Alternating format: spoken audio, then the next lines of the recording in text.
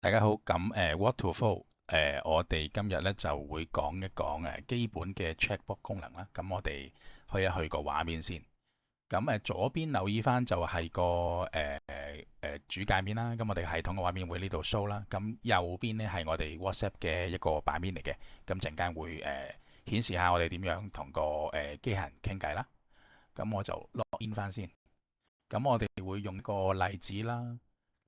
例子係一個類似裝修工程公司嚟嘅。咁我哋嗰個 chatbot 係點樣基本點樣 set up 嘅呢？咁我哋會有個工作室啦。咁首先我哋要建立翻一個 AI 員工先。咁我哋今次嘅 demo 簡單啦，就起咗一個叫做 Joanne 嘅同事。咁 Joanne 裏邊會有啲attribute 嘅。咁裏邊會可以你可以當係一個角色扮演啦。咁啊裏邊我會定翻阿 Joanne 係邊一啲身份啦，邊個職位啦。佢嘅專長啊，或者佢嘅背景係點樣啦？咁呢啲都會影響到佢輸出回覆翻大家嘅時候嘅一啲語氣啊，或者各樣嘅一啲知識嘅，係啦。咁呢一個個人資料都可以定嘅。咁亦都我哋會有埋嗰個 memory 啦，會儲住翻佢同大家傾偈嘅時候嘅記憶啦。好，呢個基本個 AI 同事。咁另外呢，點樣可以喺個對話裏邊係答一啲預先定好咗或者一啲有規範嘅答案呢？咁我哋就有個知識庫嘅。咁裏邊其實好簡單嘅啫，就放一份文件落去。咁你會見到我哋有 version control 啦。咁基本上個文件你可以當係一個好普通嘅 Office 文件嚟嘅啫，都係一般我哋會用 Excel 啦，或者用 Word 檔案係啦。咁其實嗰個格式我可以 show 一 show 俾大家睇睇，就係一個你當係一個 FAQ 啦，一個 FAQ 啦。咁佢可以裝住一啲常見嘅問題啦。咁當然你 AI 問做分析嘅時候，佢唔需要你 exactly 對翻一模一樣嘅輸入嘅，即係意思係一樣就 OK 噶啦。咁中英文對照啦，咁點樣答佢啦？都會有一個明確嘅指示嘅。咁呢一個玩法亦都可以將一啲資料性嘅嘢、資訊性嘅，譬如你嘅地址啊，或者好似一啲 properties 嘅facility 啊，啲各樣嘅資訊都可以擺晒喺度嘅，係啦。咁只要你呢度有設計咗呢，到時 AI 就會跟呢一份文件嘅內容去做回覆噶啦。咁呢個就係嗰個知識庫。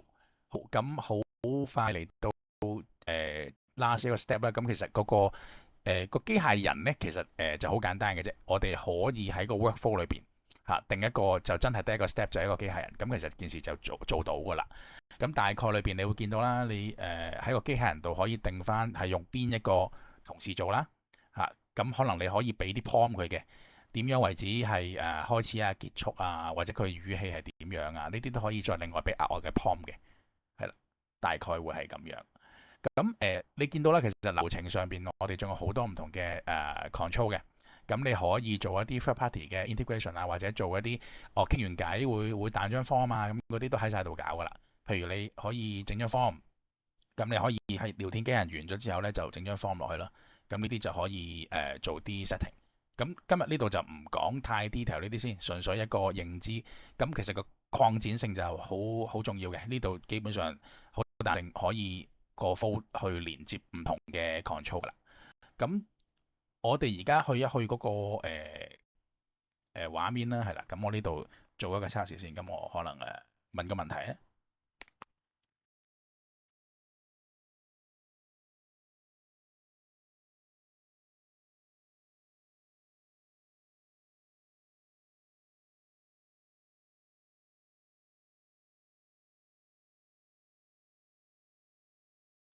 好簡單，打個中文啦、廣東話或者英文都冇問題噶啦，即係打字嘅形式，咁佢就會覆我哋噶啦。係啦，咁我之前set 咗落去啦，咁一啲dummy 嘅回覆嚟嘅啫，咁佢係會跟住我頭先 dummy 嗰個 Excel 裏邊嘅資料去做嘅。咁啊試完文字，我試埋語音啦。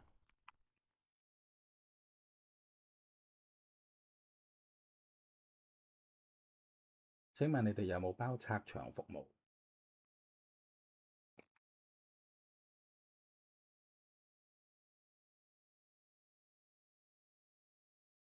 好啦，咁我啱啱就同個 WhatsApp 講咗一句語音啦。咁我轉一轉個畫面去個 chatbot 嗰個監控度先。係啦，咁啱啱我頭先講嗰句説話就係、請問你哋有冇包拆牆服務啦？咁其實呢一度都可以 replay 翻嘅。請問你哋有拆牆？係啦，咁會聽到啦。咁啊，你見到佢轉咗做 STT 嗰個 speech to text，咁我見到原本嗰句嘢係變咗做中文啦。咁當然啦，呢度就係個 AI 嘅回覆啦。係啦，有啊，我哋係可以包嘅，幾多錢咁樣？呢啲全部都係根據翻頭先嘅知識庫嗰度做嘅。